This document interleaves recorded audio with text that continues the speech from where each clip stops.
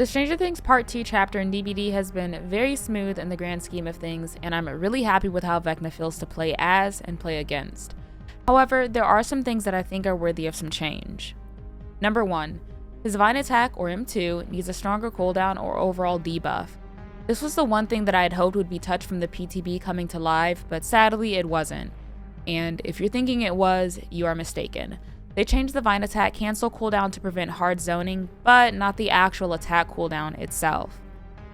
Although I didn't really mind it much during the PTB, I quickly realized that the PTB is only ever Steam PC players specifically, and usually PC players have an Ethernet cable versus console players who usually connect to Wi-Fi, resulting in much higher ping.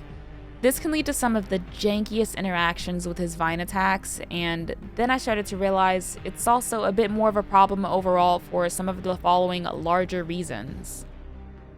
Worldbreaker tokens should reset upon hook. This was one thing I found odd in the PTB, but I never truly questioned it because I didn't really see many problems with it.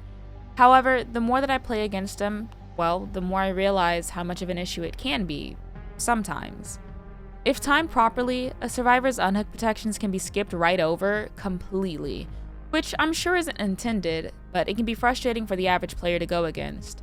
This is kind of similar to Maya's ability to tombstone through unhook protections, like when a survivor uses their anti-camp and then he immediately tombstones, which also hasn't been addressed.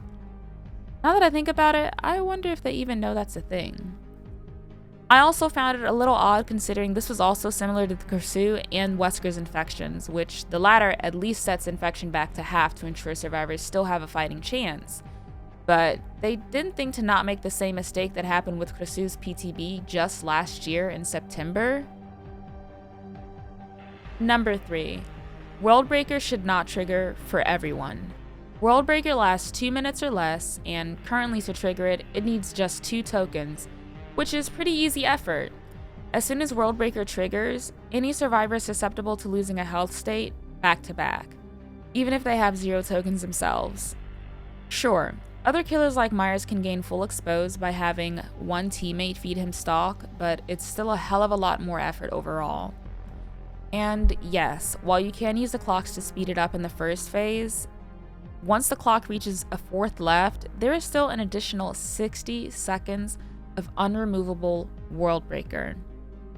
Now, I personally don't think that Vecna is oppressive, and I actually find him really fun, but he can be slightly annoying. But I mean, I also find Night and Singularity annoying, but that's not my problem. My bigger concern is that I do think that this hurts the average player, which the game should be balanced around. However, I think that they often make licensed killers specifically more palatable to wider audiences that they're bringing in, so that way they have a higher chance of staying in. There really isn't a shortage of survivor players, and I mean, there likely won't be since it's the easier role. But there is a much more likely chance that there can and there will be a shortage of killer players. I just don't think Behavior knows how to find a sweet spot of pleasing new killer players without having the casual existing or new survivor players suffer as much.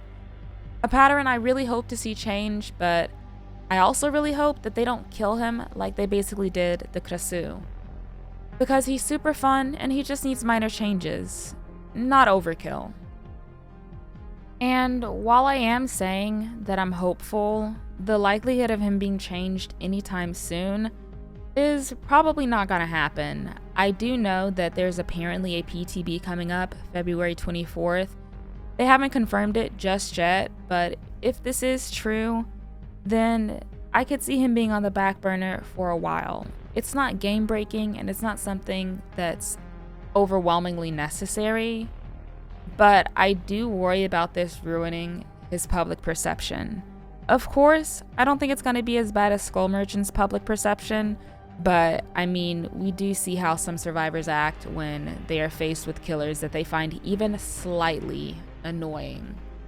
But I am concerned because if that PTB is coming up at the end of February, then this means that we're going to get a new killer and or a survivor, and once again, on the back burner, And then like the rest of the killers like Houndmaster, Krasu, and so many others riddled with bugs or poorly performing, we're just gonna have to wait. That's all I have for today. I really enjoy talking about some balanced stuff in DBD because I think I enjoy having conversations back and forth. But let me know what you guys think down below. I'll see you in the next one. And please make sure you guys subscribe. I'm trying to be a lot more active on this channel and I would really appreciate it. Plus, if you guys want to support me, use code PIE in the item shop when you are buying Oryx cells.